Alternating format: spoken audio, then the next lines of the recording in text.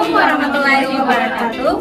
Halo guys, jadi kami dari kelompok 5 Akuntansi Manajerial dari program studi akuntansi Fakultas Ekonomi dan Bisnis Universitas Hairul Ternate.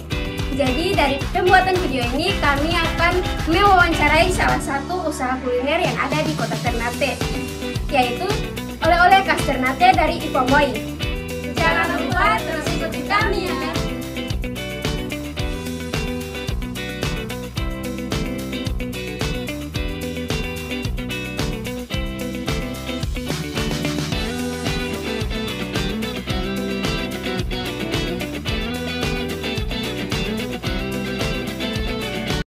A few moments later.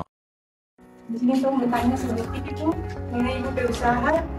Bertanya itu siapa yang mendirikan usaha kuliner oleh-oleh khas Ternate ini dan apa inspirasi dalam mendirikannya. Jadi untuk mulainya itu saya sendiri itu ditambah langsung sudah saya ceritakan ya supaya soalnya tadi sempat saya baca itu.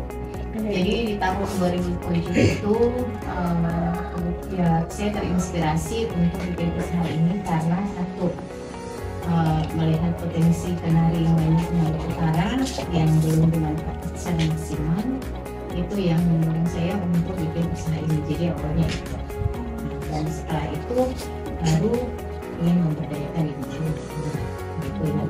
Banyak apa nama yang masih belum tidak kan biasanya dulu kan 29 kan itu mengatakan untuk bisa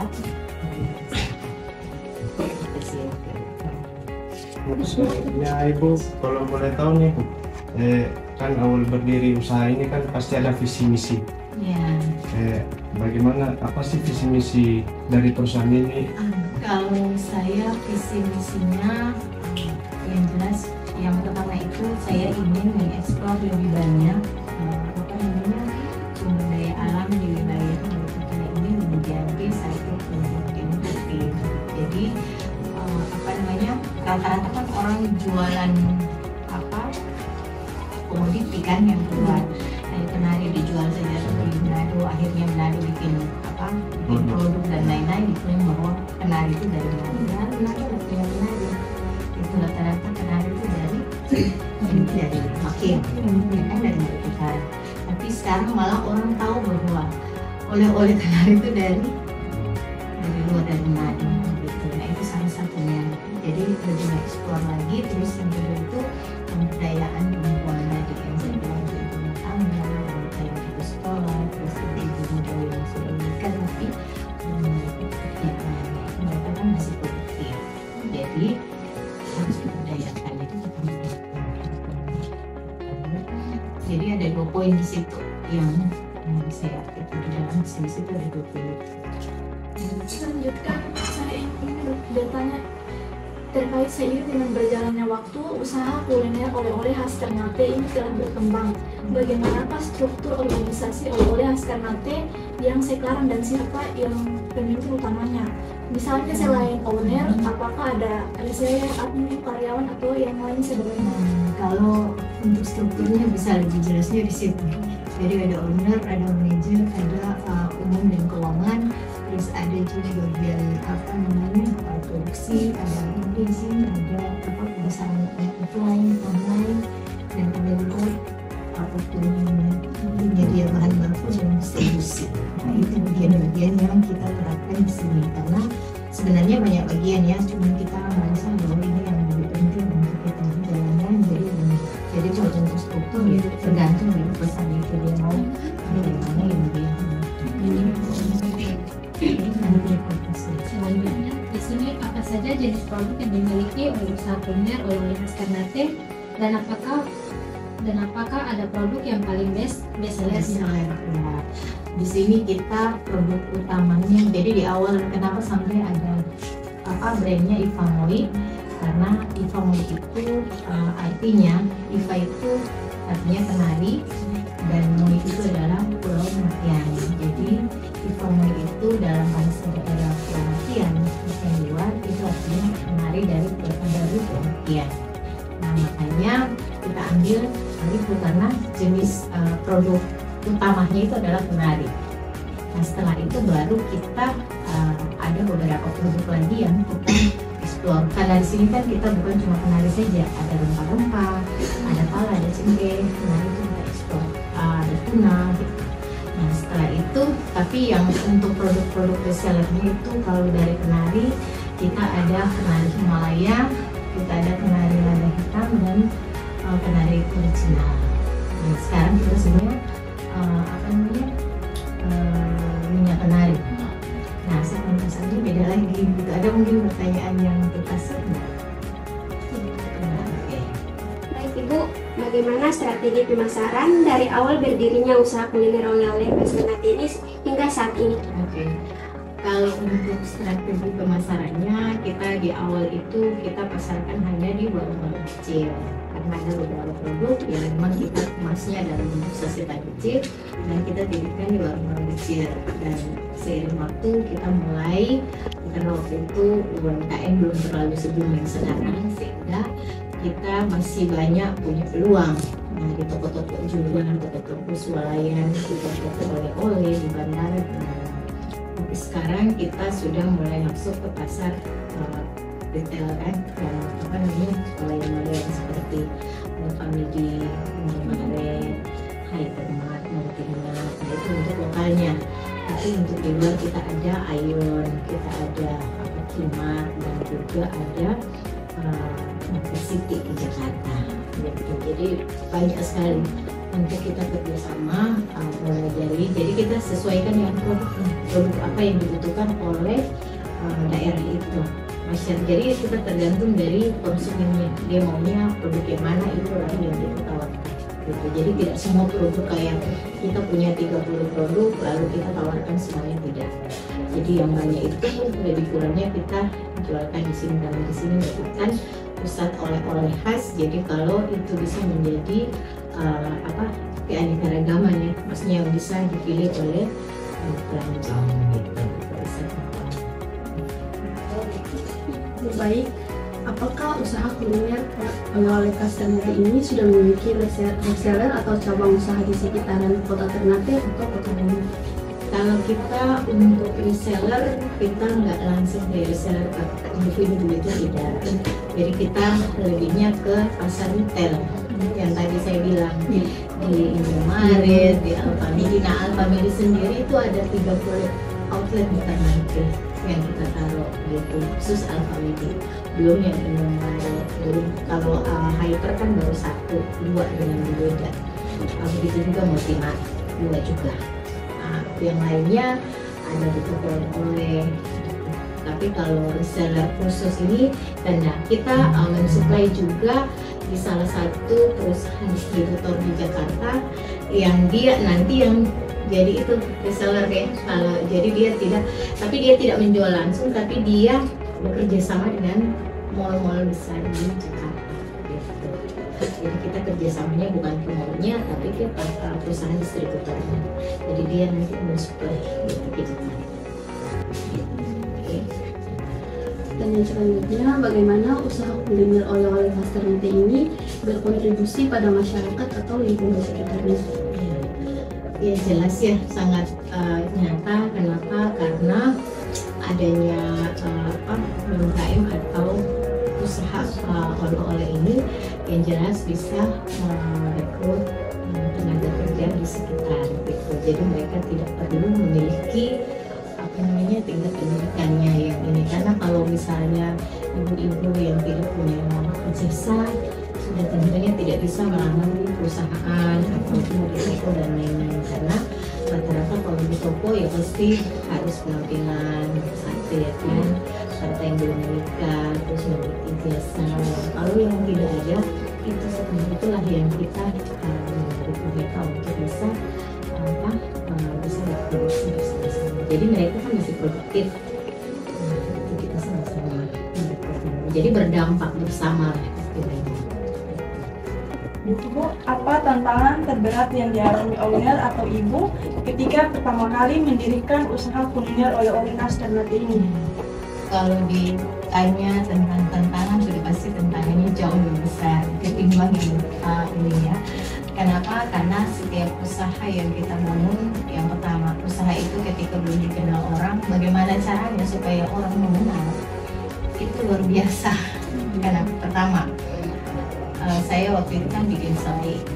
Nah, selai kenari ini kan kalau kita tahunya selai kenari itu buat kue, buat apa namanya lapis digoreng kayak gitu kan, tidak ada dalam bentuk kemasan. Nah, bagaimana caranya supaya memperkenalkan produk ini ke masyarakat sekitar? Mereka nggak tahu.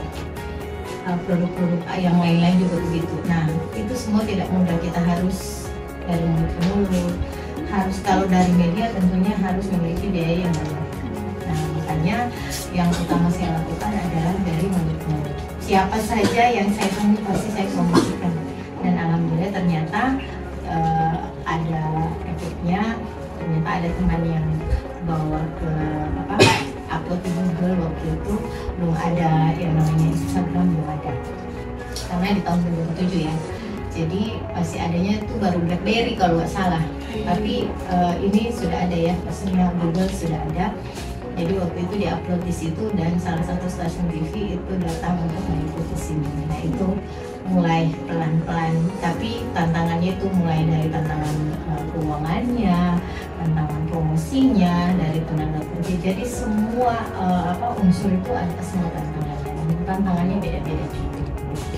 Apalagi kan saya bekerja, jadi tentunya tidak punya waktu banyak untuk langsung terjun langsung untuk bisa menjalankan usaha. Makanya karena waktu yang terbagi ini sehingga agak lambat waktu itu.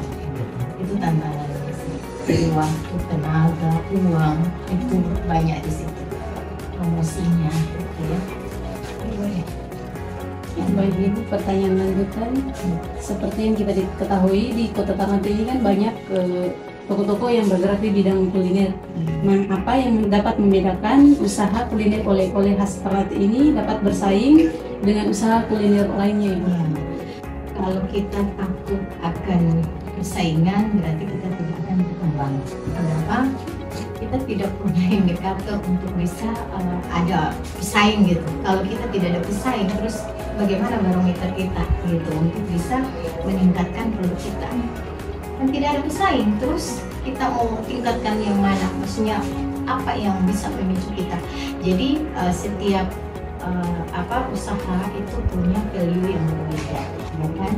Dia punya keunikan yang berbeda. Tentunya hari ini, misalnya contoh ya, kopi rempah misalnya. Di usaha A punya kopi rempah dengan racikannya sendiri. Nah, di tempat yang B juga kopi rempah yang sama, tapi racikannya berbeda juga. Nah, tentunya setiap usaha punya keunikan tersendiri. Makanya tergantung pelanggan yang akan menilai, dan rezeki itu sudah diatur. Jadi jangan pernah takut untuk karena takut misalnya yang ini bikin terus kita takut nanti karena banyaknya itu usaha yang sama sehingga kita takut tidak laku misalnya. Itu sebenarnya tidak bisa. Tinggal kita tingkatkan misalnya nilai keunikan di dalam produk itu sendiri. Itu yang jadi menjadi ciri khas gitu.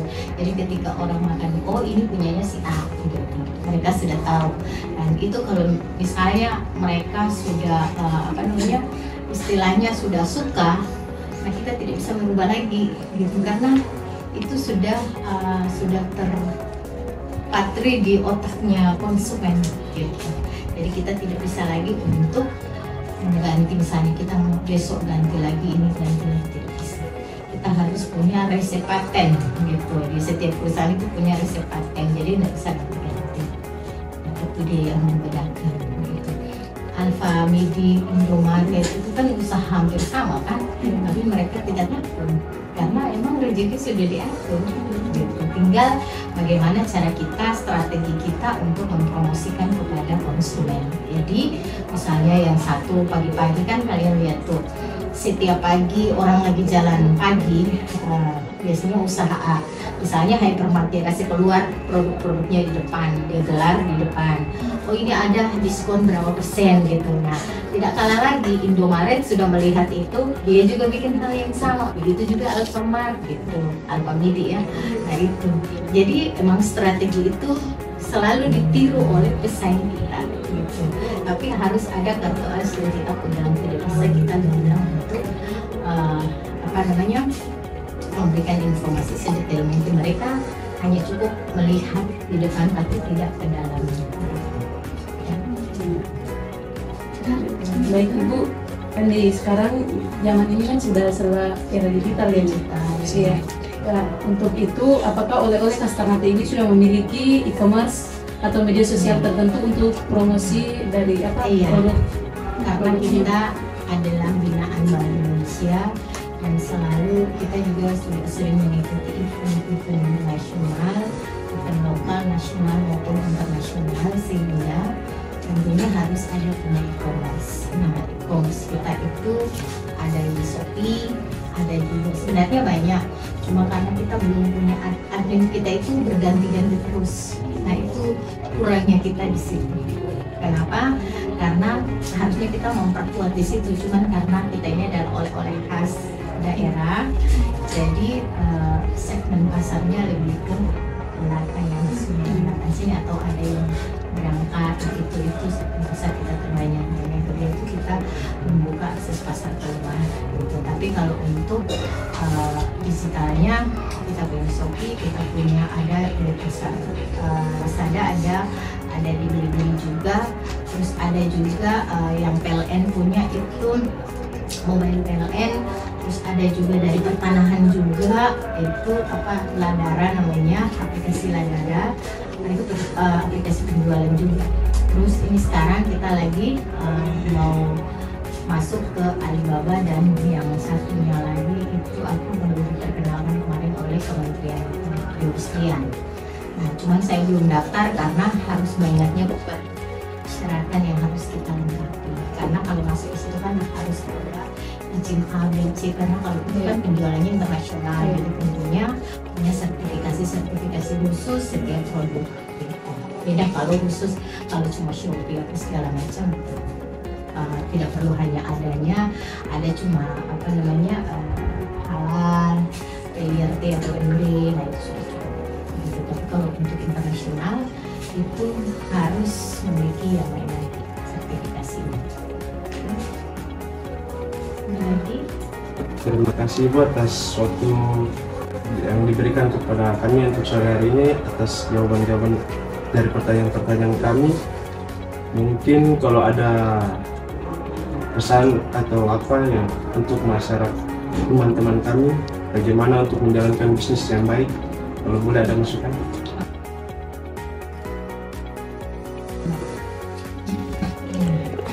Sekarang kan kalian mahasiswa ya, jurusan akuntansi ekonomi lah ya.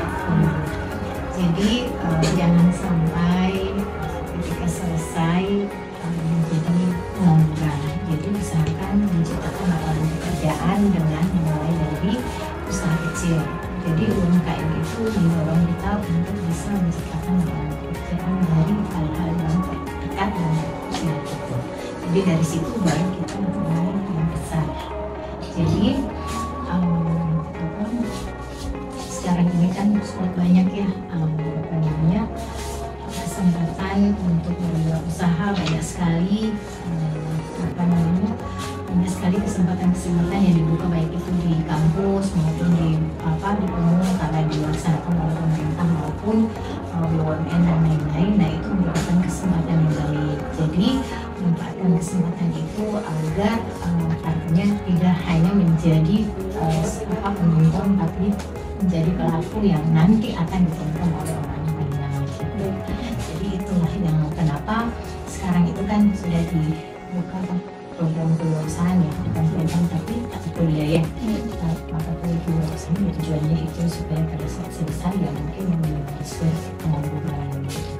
Setiap tahun kan di kampus itu kan menciptakan banyaknya pengangguran kan.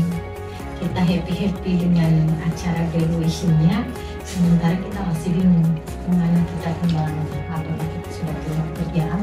Kalau kita punya skill mungkin diterima di perusahaan BUMN dan lain-lain. Tapi kalau kita tidak punya skill, apa yang terjadi? Satu-satunya jalan adalah memanfaatkan potensi yang ada di diri kita, di sekitar kita, untuk bisa menciptakan lapangan pekerjaan. Oke? Jadi yang saya hanya bilang karena UMKM itu sangat gampang, sangat mudah, yang penting fokus dan mau. Kalau tidak, maaf lain pasti tidak akan bisa. Walaupun kita banyak modal, tapi jangan kadang-kadang orang berpikir begini. Saya ingin berusaha, tapi saya tidak punya modal. Sebenarnya itu bukan sesuatu hal yang memang modal itu penting, tapi kita yang harus mengawalnya gitu ya. Jadi kita harus berusaha bagaimana pun hanya dengan handphone itu, apalagi ada digital, kita sudah bisa menciptakan lapangan kerja dengan berjualan, misalnya menjadi reseller, itu juga kan sudah usaha. Gitu. Itu dari pelan-pelan itu sampai bisa menuju ke implementasi seperti itu. Ya. Oke.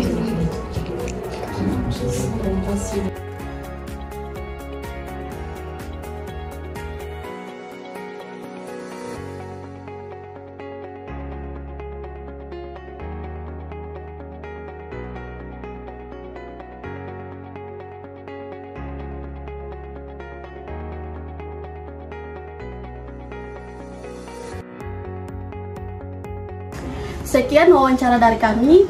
Jangan lupa mampir ke oleh-oleh khas Ternate Ifamoy. Wassalamualaikum warahmatullahi wabarakatuh. Bye bye guys.